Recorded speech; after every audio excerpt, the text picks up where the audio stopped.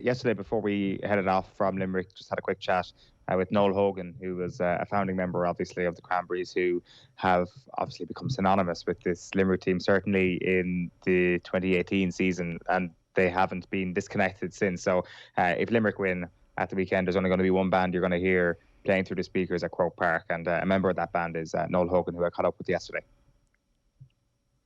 Okay, we are back in Limerick city centre. Delighted to say Noel Hogan has got up out of bed early. You're one of the AM warriors as well to meet me. Noel, this is an interesting week for you where you may not have a whole pile of interest in hurling in general, but you could get quite rich this weekend if things go your way.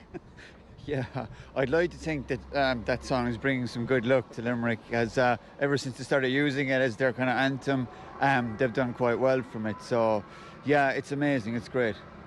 2018, I'd say, was an interesting year from your perspective because, as I say, maybe you wouldn't have paid a whole pile of attention to hurling, but you could not have ignored what was happening in terms of the connection between your song and that Limerick hurling team when they blew up.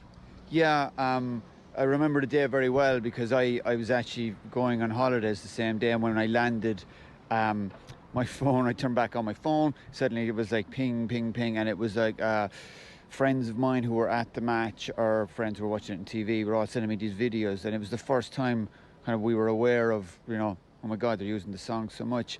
And even the following few weeks, and really ever since, the Dreams has become kind of synonymous with the Limerick hurling team. So yeah, it was very interesting, considering the four of us within the band were never really the most sporty people in the world. How does that make you feel when that starts to happen then in 2018 and those messages start to roll in? Look, you know what? It does fill you with a bit of pride that people from your hometown, like the Limerick team, did so well, and then we're from here as well. So it's nice that there's a connection there. So yeah, it is. It's really cool. That pride of place is an interesting one. It doesn't necessarily have to be connected to sport, but as people from Limerick, how proud does it make you feel that there is positive things happening on a historic level, that this sports team actually could go down as one of the greatest of all time? Oh yeah, it's amazing. Anything positive for any city is it's a good thing. And I guess the fact that we all grew up here, we've always stayed here. I know we've come and gone because of work and things like that, but we've based ourselves here. And for all its faults, there's so many great things here as well, and it's great that those things are being kind of pointed out more as well. And especially now we all have kids and they're growing up here as well. It's nice to see this kind of positive side of it. That's interesting, like the idea that you spent your whole life here essentially when you think about where you've lived. How has this place changed, or what's the biggest thing that's changed over the last couple of decades? I mean, God, it's a different city to what I grew up predominantly in the 80s. I would have been here a lot in Limerick, and it was grim enough, to be honest. It's a great place to grow up, but it was a kind of a dull enough place at that time.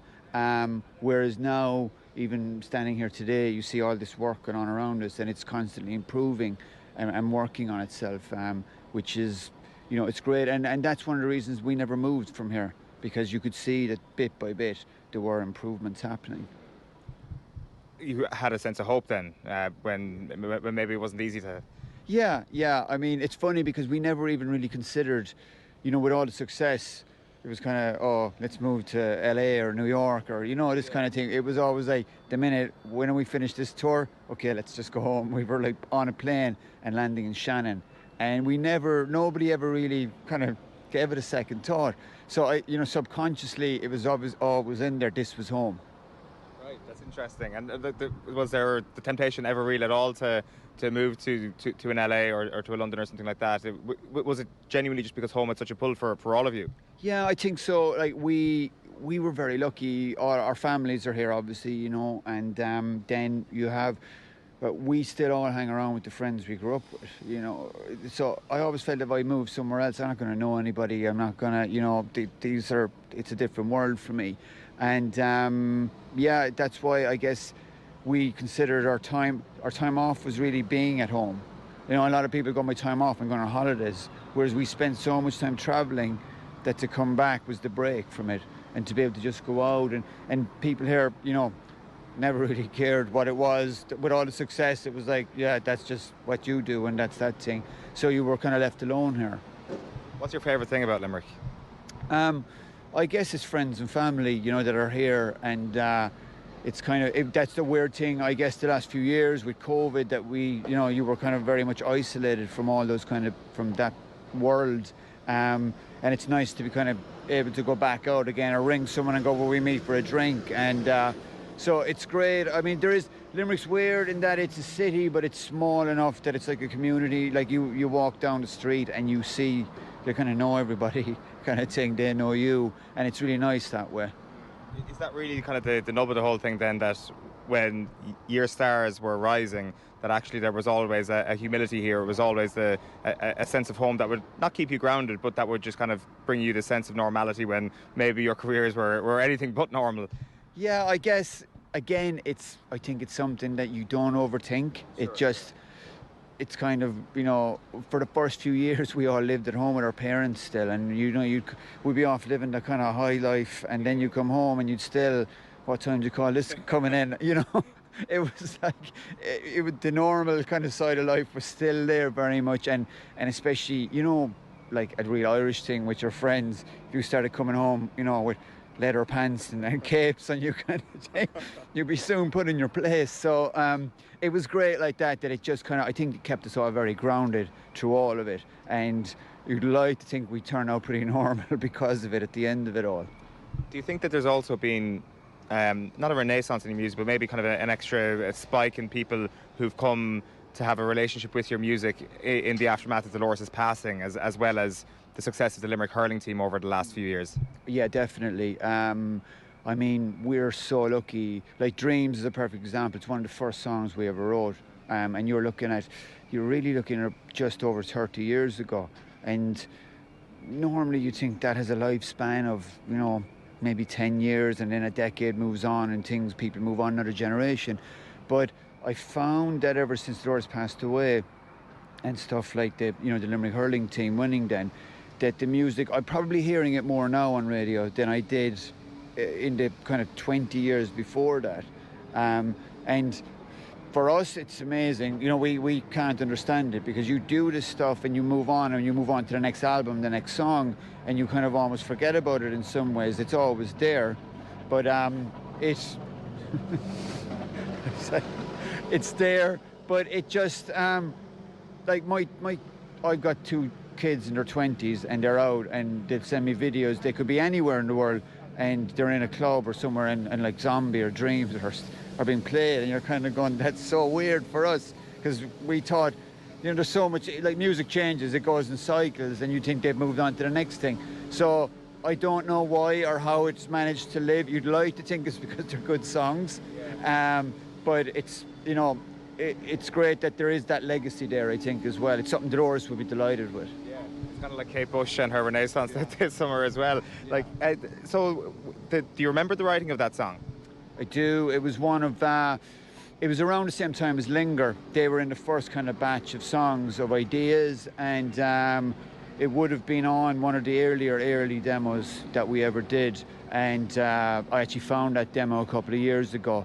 I think the only one left, and it's more or less the same song, badly recorded, but we just wrote in the beginning, and we had all this bunch of songs, and Linger and Dreams really stood out. They just had something that the others didn't at the time, and we were kind of proven right. You get that feeling that this one's better than all the rest, and yeah, I can still remember, just kind of being in my bedroom at home, kind of going, oh yeah, that's nice, that's something, and then you develop it, and then Dolores put her vocal on it, and it turns into something else again. And then it gets to the point, like particularly with Dreams, I found I used to you do it at a gig and you'd be on autopilot, because we had it so long, and you kind of, it's just another song. But it has taken on, I think, even lyrically, listening to it now, and I think she was only 18 when she wrote those lyrics, and you think, how can an 18-year-old do that? You don't realise it at the time, because you think you know everything at that age. And it's only, I guess, even for me, I have a new appreciation for it now that I didn't have for a very long time. Like an appreciation for the fact that an 18-year-old did write those words as well. So, like, how much does that speak to the character that she was, especially so young, and to be able to do that so young? Yeah, I mean, it shows, doesn't it, really, kind of kind of a depth and an intelligence there that you just take for granted. It's like all of us with all of our friends, you just kind of, hey, there's Dolores or there's John or there's Mickey, you know, kind of thing. It's kind of, it's when these people are gone, I think you kind of appreciate them more. You kind of just start to remember all the stuff that you kind of, you know, we all take for granted. So, yeah, I mean, it's pretty amazing when I think of it now. But like I said, I mean, we couldn't be told anything at the time. We knew, in our minds, we knew everything. It's that very Irish thing of possibly not saying positive things to one's face and then being glowing and after their departure. Yeah, exactly. I mean, if anything, but you know what? It's the nice thing, I guess, about the Irish thing is that, you know, you kind of say things, you say pretty harsh things to each other, but in a joking way. But there is a love in there as well under that, and we all know. I mean, I remember one of the first trips to America we did, and, you know, the Americans would be with us in whatever capacity, and we'd all be slagging each other so much. And one girl had said to us one night, "Why do you all stay together? You hate each other so much." It's just like, that's just the way we speak to each other.